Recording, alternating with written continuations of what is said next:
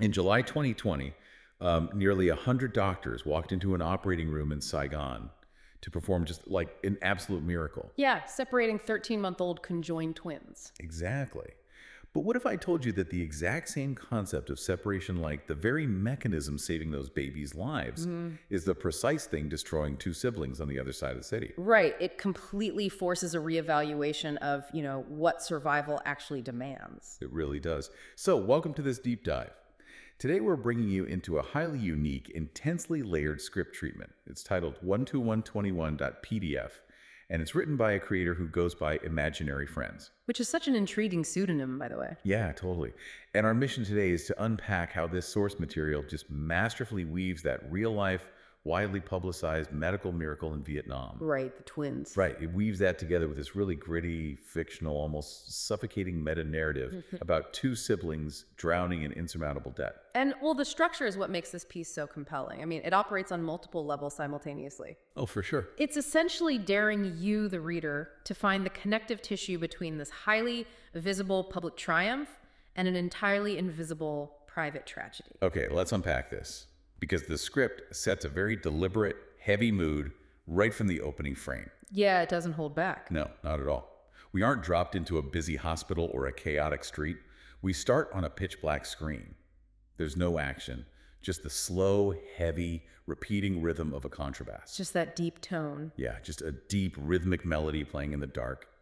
And then text appears, describing a heavy rain, like a rain that washes absolutely everything away. And setting the auditory landscape before providing any visual context, that is a very intentional choice. How so? Well, that contrabass, with its slow, unrelenting rhythm, isn't just background music. It establishes a feeling of inevitability. Like a countdown. Exactly. It mimics a slow heartbeat or a ticking clock counting down. And following that up with the concept of a rain washing everything away, it introduces the overarching theme of erasure. Erasure. Right. Yeah. I mean, in a rapidly modernizing metropolis of millions, who gets remembered and celebrated and who simply gets washed down the storm drain? Man, that idea of erasure perfectly sets up the dual narrative we are thrust into immediately after. It really does. Because on the factual side, we have Saigon, July 2020. The script actually integrates real news broadcasts detailing this monumental surgery to separate Truc Nhi and Dieu Nhi. Right, which was a massive national event. Huge. The cultural magnitude of this cannot be overstated.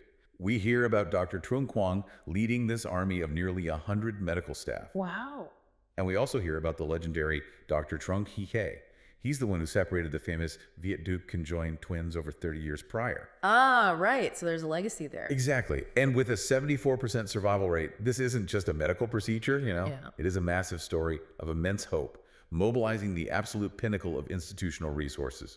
Yeah, you are looking at the ultimate manifestation of societal support. You have the brightest medical minds, cutting-edge technology, and an entire nation collectively holding its breath. Praying for those two little lives. Exactly. The system is working flawlessly to preserve life, but then, and this is where it gets heavy, the script deliberately pivots to the fictional meta-narrative. The story within the story. Right, where a character designated as the writer is drafting a story about a young Grab delivery driver and his sister. And their reality is the exact inverse. Totally. They have zero support system. They are entirely invisible to the society that is currently throwing all its weight behind that medical miracle. Why crash these two worlds together, though? Like, what does a highly publicized 100-doctor medical miracle have to do with a Grab driver selling contraband and his sister being forced into sex work? What's fascinating here is that the script uses the literal physical separation of the twins as a powerful metaphor. Metaphor for what? For the agonizing emotional separation the fictional siblings must endure just to survive. Wow. And the disparity is just jarring right from the start. Like, we see the brother navigating the absolute chaos of Buivin, street neon lights, loud music, throngs of tourists who are totally oblivious. All right, standard Bouvin on a weekend. Yeah. And he's smuggling illicit packages in his food delivery bag.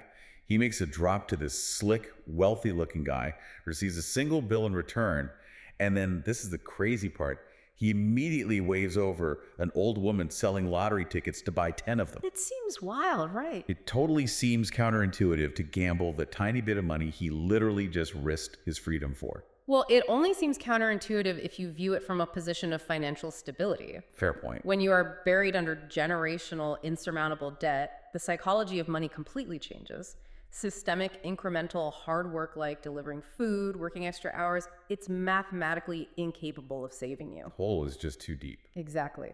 So the brain recalibrates. You stop relying on logical progression and start relying on statistical impossibilities. So a lottery ticket isn't just a gamble anymore. Right. It becomes the only rational purchase when you literally need a miracle. Wow. And I see that desperation mirrored, but expressed totally differently in his sister's scene. Oh, the nail salon. Yeah, we cut to her working in this nail salon. The atmosphere is incredibly tense. She is physically exhausted, clearly sleep deprived, just meticulously working on the feet of a wealthy customer. And the customer is just oblivious. Completely, blithely chattering away on her phone about having choices and how she doesn't have to settle in life. The irony is heavy there. Super heavy. Meanwhile, the sister's own phone keeps ringing on the counter. Ringing and ringing. And she just refuses to answer it. The contrast there is a sharp critique of agency. I mean, the customer views choices as a basic human right, while the sister's ignored phone represents a reality where her choices have already been stripped away. Yeah, the ringing is the encroachment of a consequence she can't avoid. Exactly.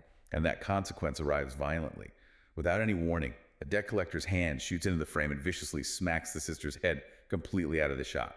It's so sudden. Everything on her kiosk crashes to the floor. But the script doesn't linger on the thugs or her injured face. It hyper-focuses on a single visual detail. For nail polish. Yeah, a bottle of red nail polish that hits the floor. It spins and spins, splattering red polish everywhere like blood until it finally loses momentum and stops. That hyperfocus on the spinning bottle is a brilliant piece of visual psychology. Filmmakers often use microfocus on mundane objects during moments of extreme violence to mirror the psychological dissociation of trauma. Really? How does that work? Well, when a human being experiences a sudden, overwhelming shock, the brain often cannot process the macro event, so it hyperfixates on a trivial detail like a spinning bottle or a crack in the wall as a defense mechanism. Oh, wow. Yeah, it's a visual representation of tunnel vision. It makes the violence feel so much colder. But what strikes me even more is the aftermath. The customer freezes, the thugs walk away, but the rest of the alleyway just keeps going. People just look away. Yeah, a few people glance over, but it's largely ignored. They are metaphorically bleeding out in public, and the world just keeps getting its nails done. That isolation is crushing. It really makes me think about those conjoined twins again. These siblings are inextricably bound together by this family debt, just as tightly as those babies are bound by flesh. Right. But society is carefully, lovingly intervening to save the babies, while the siblings are being slowly, violently ground down by the exact same society. Yeah. The feeling of helplessness is total. They are suffocating under an inheritance they didn't ask for, with no surgeons coming to separate them from their burden. No safety net at all. None. Yep. Which naturally leads us to explore how a human mind copes with that level of sustained helplessness. You seek control wherever you can find it, or at the very least, you seek a temporary escape from the reality you can't control. Which perfectly bridges us to the meta-commentary in the script, because the narrative shifts from the physical violence of the streets to the psychological warfare happening internally. Right, the cafe scene. Yeah, we're taken to a sunlit cafe where the writer is sitting with a musician discussing the concept of dopamine. The musician theorizes that chasing a high, getting lost in things, isn't about recreation. It's an active, deliberate mechanism to forget reality. It's a philosophical framing for the very real neurological hijacking that happens next. I mean, the script uses this quiet cafe conversation to set up a loud, chaotic scene inside an internet cafe. Right. We see the Grab driver brother standing behind that same wealthy man from the street drop. The wealthy guy is mindlessly gambling on a video game opening virtual loot boxes in CSGO, Counter-Strike. And the brother watches him play. Not just watches, he excitedly breaks down the mechanics of the game's addiction to the man playing it. The brother points out that even when you lose, the digital spinning wheel is specifically coded to stop right next to a high-value, rare item. Ah, giving the player the illusion of a near miss. Exactly. The neurology behind that near miss mechanic is fascinating and deeply insidious. Insidious is a great word for it. When you play a game of chance and you win, your brain releases a massive spike of dopamine, you know, the neurotransmitter associated with reward and pleasure. Right. But neuroscientists have found that a near miss, when you almost get the jackpot triggers an almost identical dopamine spike. Wait, really? Even when you lose? Yes. The brain interprets the near miss as a sign that you are acquiring skill, even in a game of pure statistical chance. It chemically rewards you for losing, compelling you to play again because the win feels imminent. I look at it like those rigged carnival games.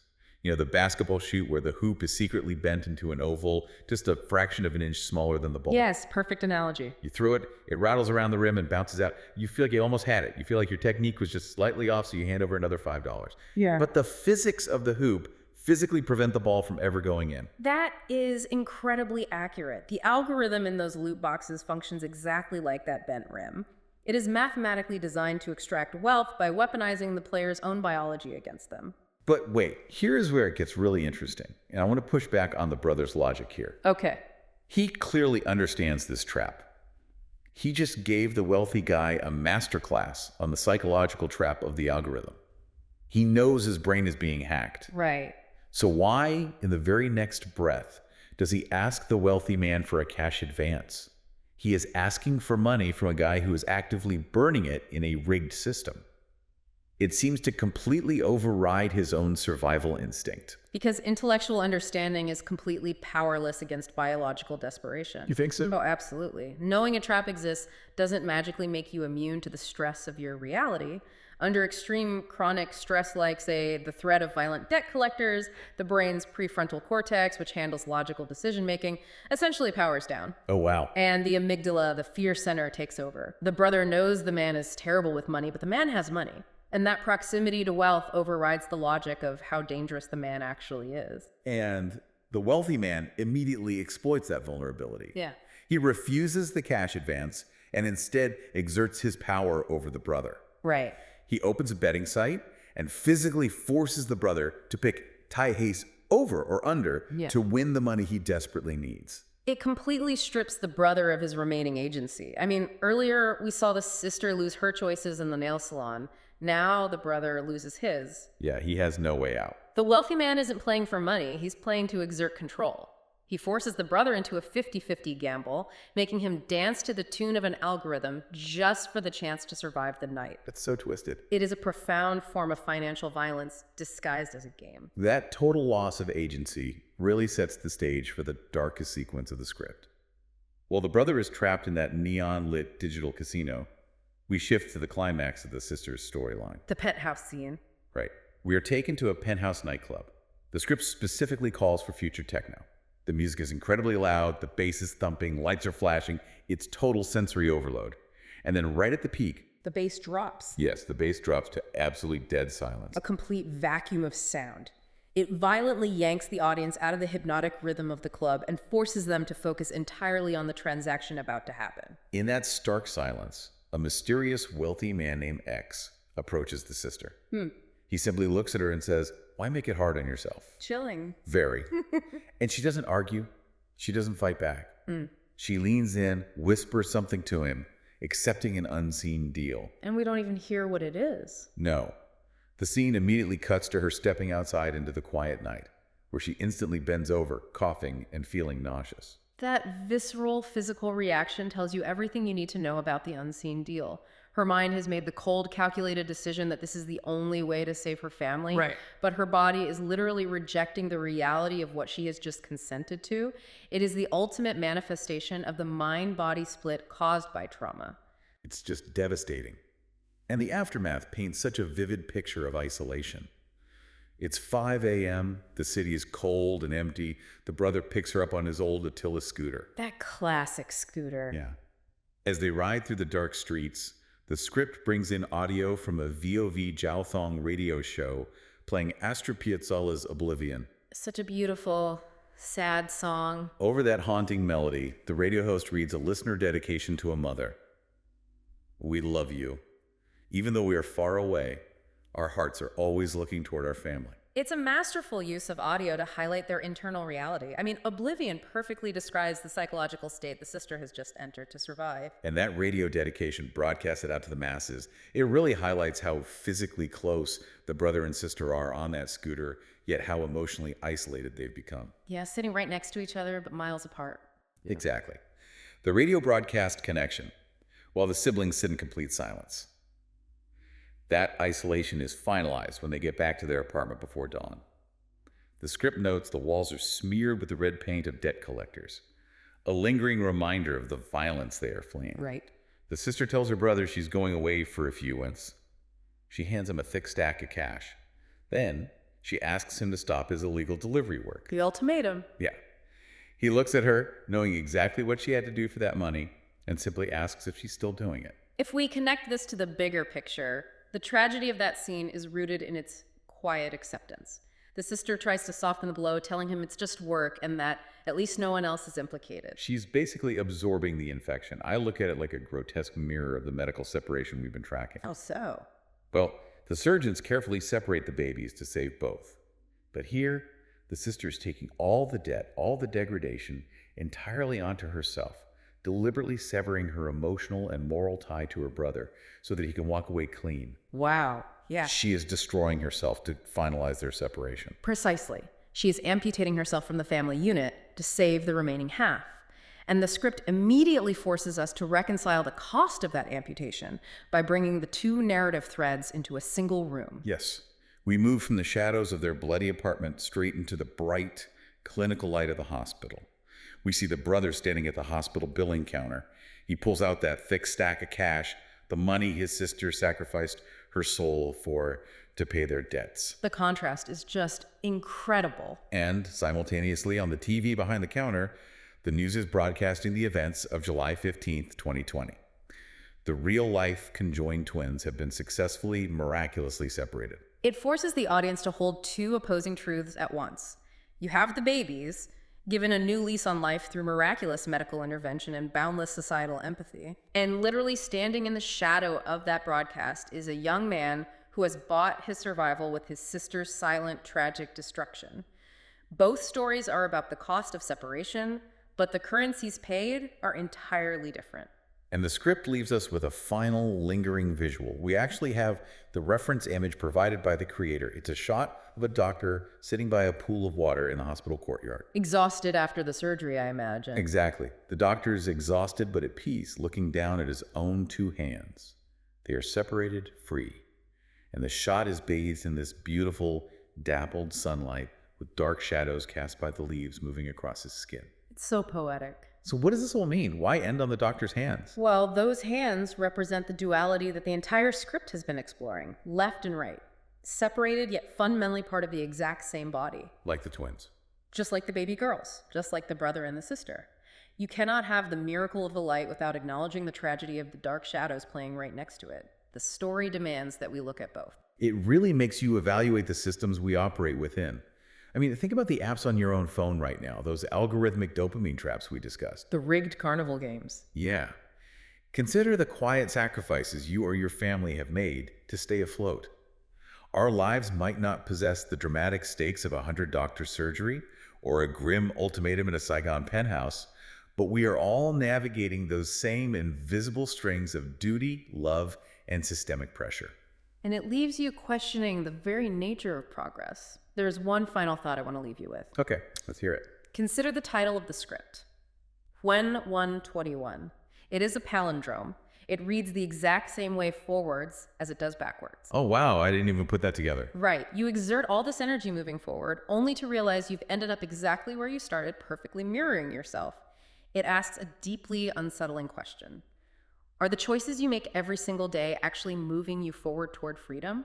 Or are you just spinning a wheel, trapped in a loop, waiting for a win in a system that was mathematically coded against you from the start? Man, that is a heavy concept to carry, but absolutely essential to consider. Remember, sometimes making things whole requires tearing things apart. And the cost of that separation is rarely shared equally. Keep questioning the algorithms and narratives around you. Look closely at the shadows hiding next to the light, and we'll catch you on the next deep dive.